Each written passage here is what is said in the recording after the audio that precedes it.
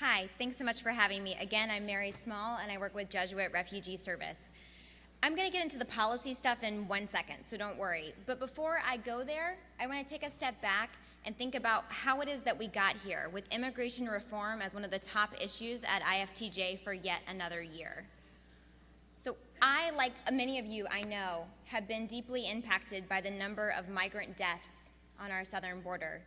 Folks who left home to survive or to reunite with family here or to provide for family back home or because they're fleeing violence in their country of origin, whatever their reason is. Folks who died in our desert, on our border, whose remains were discovered weeks or maybe months later, never identified, put in a box with a number, not a name, stored in warehouses. And their family back home doesn't know what happened to them and might not ever know.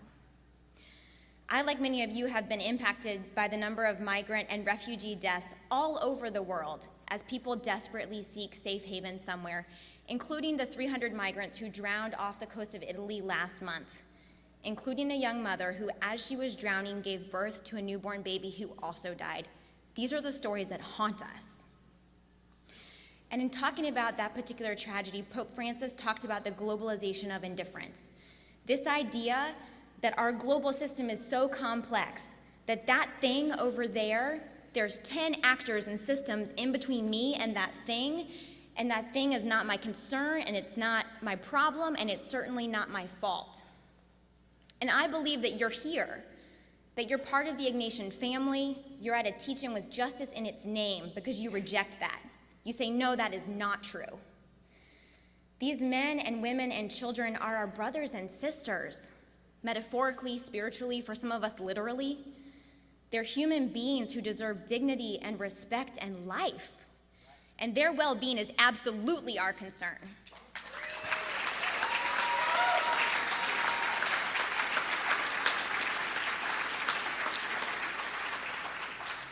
And so as we engage with domestic immigration reform and migrants' rights all around the world, I want us to remember the core of why it is that we're at this place. So, Congress. I'm not going to get into all the nitty-gritty details of where the legislation is at this moment in time. I really hope that all of your delegations were able to send someone to the breakout session this morning that got into a little more detail on that, and please ask your classmates about that. But here's the big picture. This past summer, there was a comprehensive immigration reform bill that passed the Senate. It's got some problems, in some cases some big problems, but it's comprehensive in the sense that it really included all of the pieces that it should. Now the action is in the House. There's a similar comprehensive version in the House that has a different and better, still problematic, but better border piece. There's a handful of bad bills in the House, a couple of positive ones, but the thing that's more important for you tomorrow is that, as you may have heard last week, House leadership said immigration reform is dead and we're not going to take it up. And I have two things to say to that. One, Congress does not get to make that decision.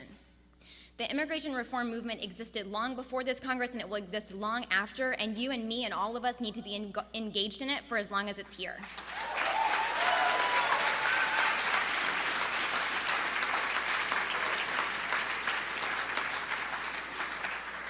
And here's the second thing.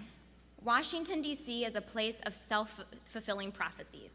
If enough people say enough times that immigration reform is dead, that becomes the reality. But if enough people say enough times that we reject that, the reality begins to shift underneath our feet. And so I hope that when you go into your meetings tomorrow, you say, no, there is enough agreement about enough things that we can move forward. The human cost at this point is incalculable, and there is no longer any excuse for inaction, and these are the 5 things that we demand. That's what I hope you say, and here's what they are. The first is citizenship.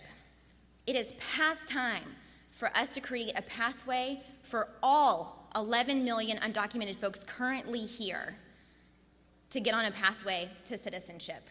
They're already members of our society. They hold up our economy. They have families here. Many of them have been here for decades. They're already members of our faith communities, our school communities, our neighborhood communities, and it is past time for them to also be full members of our civic community. Citizenship, and this includes the DREAM Act. That's the first one. The second one is family unity. We recognize families as one of the building blocks of society. We also recognize people's desire and their right to be reunited with their family. And so this is something that we're concerned with. The current version of legislation that came through the Senate and also the ones in the House create the zero-sum game between family reunification visas and high skilled worker visas. And we reject this trade-off. That's fine. Increase the number of high skilled worker visas, but don't do it at the expense of families. And oh, by the way, if you're actually interested in mitigating irregular migration in the future, creating enough legal pathways for families to reunite is one of the best ways to do it.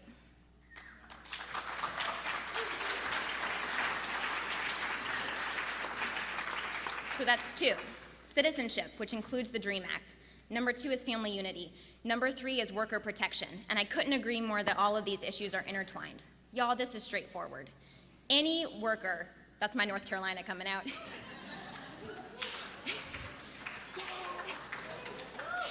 Any worker, regardless of their status, should not be exploited in the workplace. And if they are, they should be able to report that exploitation safely. Full stop. And here's the other thing. In your meetings tomorrow, someone may say to you, yeah, I hear where you're coming from, but as a representative or a senator, my job is to protect my constituents, to protect American workers. And here's the thing, because you should push back on that. The thing that's a real threat to American workers is the shadow economy that exists right now, in which unscrupulous employers are able to use the exploitation of undocumented labor or the threat of it to undermine the job security, wage stability, workplace protections, and benefits of US-born workers.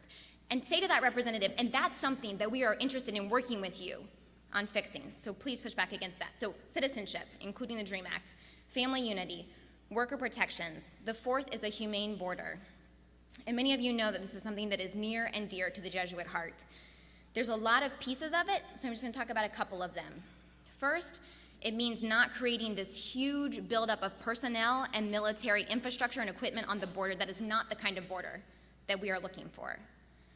2, it means that when deportations happen, doing them in a safer way. There is absolutely no excuse for us to be creating a humanitarian crisis on the other side of the border because we're careless about how we do deportations. There's no reason to deport people in the middle of the night at 3 a.m. in nighttime deportations. 2, stop separating families during the deportation process. If folks are apprehended together as a family unit, then deport them together as that same unit. And 3, stop deporting people to particularly dangerous border towns where they're extraordinarily vulnerable to organized crime after they're deported. Another piece of a humane border is clarifying our use of force policy.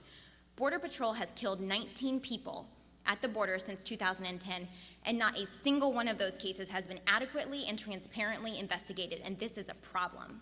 So clarifying our use of force policy at the border is critical, and hand in hand with that is creating an accountability system so that when lethal incidents occur, there is a process to follow up on them and make sure that they don't happen again. And the final border piece that I'll mention is actually creating standards for the short-term detention facilities at the border. Don't get me wrong, there's problems in the long-term detention facilities too, but at least there are actually standards that govern what can happen. The facilities on the border are black boxes, and that is not okay. Citizenship, family unity, worker protection, humane border. The last is vulnerable people. There's a lot that also goes under this heading, but y'all know this stuff in your hearts. People, but particularly women who are in violent interpersonal and abusive relationships should be able to get out safely. Victims of crimes should be able to report them in a way that doesn't put them or their family at risk of deportation. And refugees and asylum seekers who are fleeing unimaginable persecution, torture, all-consuming violence should be greeted with compassion and given protection because it's the right thing to do and because it's our international obligation. And they should not be viewed primarily through the lens of whether or not they're a suspected terrorist. That's not the right way to go. So I hope that when you walk into your meetings tomorrow, you hold those 5: citizenship, family unity, worker protections, humane border, and vulnerable people in your heads and hold them in your hearts. And when you do follow-up visits in district, weeks or months from now, I hope you've still got them in your fist. But here's the real thing.